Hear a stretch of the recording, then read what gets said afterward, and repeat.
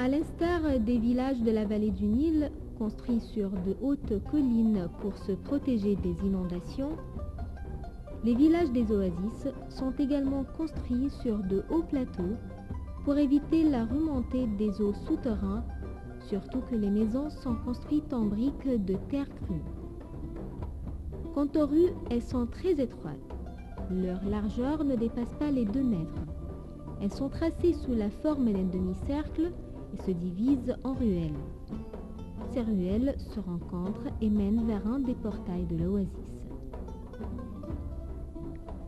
L'oasis d'Al Dakhla est connu pour ses toits. Parfois nous trouvons des maisons avec toit et d'autres non. Habituellement, le toit appartient à la famille qui possède 2 résidences sur les 2 côtés de la rue. On donne le nom de cette famille au toit pour désigner sa position géographique. Le toit a plusieurs rôles. Il permet de refroidir les courants d'air chaud qui passent dans les rues et donne de la place à l'intérieur des maisons. Des récipients fabriqués en argile et contenant de l'eau pour servir de sabile aux passants sont accrochés sur les 2 côtés des toits. Ces derniers sont décorés de lampes en kérosène utilisées pour l'éclairage. La distinction entre les classes sociales est évidente quand on voit la distribution des familles sur les plateaux à Mout, Al-Qasr et Bolot. La classe supérieure, comme les familles d'Al-Omda, Al-Mashayikh, occupe le côté nord. Quant à la classe inférieure, qui comprend les paysans, est-elle concentrée dans le secteur sud. La classe des gouverneurs occupe le centre du plateau. Certains disent que les gouverneurs étaient d'origine turque ou d'autres ethnies. Ils craignaient de s'installer au bout de l'oasis à cause des attaques des Bédouins. Chaque grande famille est rassemblée dans une région où il y a un certain nombre de maisons collées les unes aux autres. Ce groupe de maisons est appelé dorb. Le dorb avait dans le passé un portail permettant de contrôler les entrées et les sorties. Il ferme après le crépuscule et ouvre à la prière de l'aube.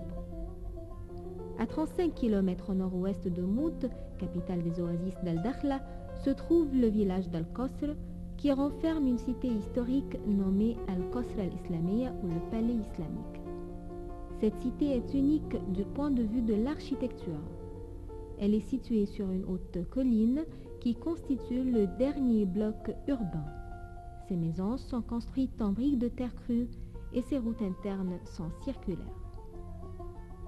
En plus des maisons, Al-Qasr al-Islamiyya abrite une école et une mosquée construites au style ayoubide, de même qu'un tribunal, un moulin et un pressoir d'olives.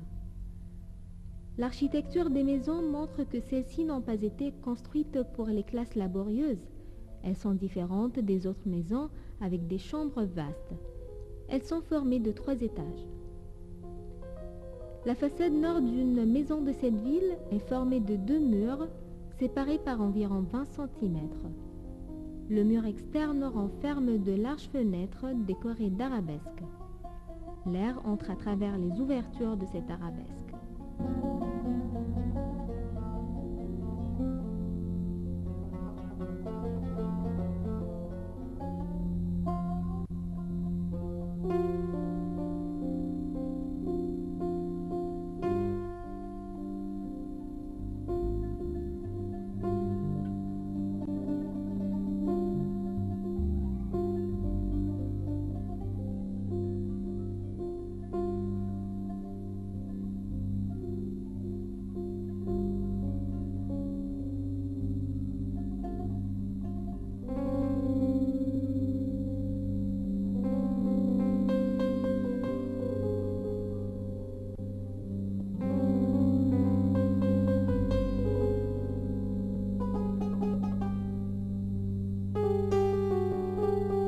Cette ville a été construite entre 637 et 646 de l'Hégire, soit 1240 et 1249 après Jésus-Christ, sous le règne d'Ayoub ibn al-Khem.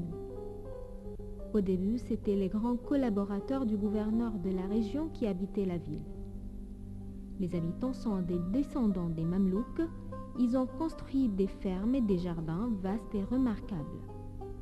Les paysans qui y travaillent habitent à Ezab al-Qasr, un village situé à une distance de 3 km. Al-Qasr jouit d'une grande importance puisqu'il était le siège du pouvoir. À l'époque turque, le siège a été transféré au village de Kolamoun. Après 8 siècles, l'architecture d'Al-Qasr est toujours aussi présente, bien que les constructions soient en terre crue.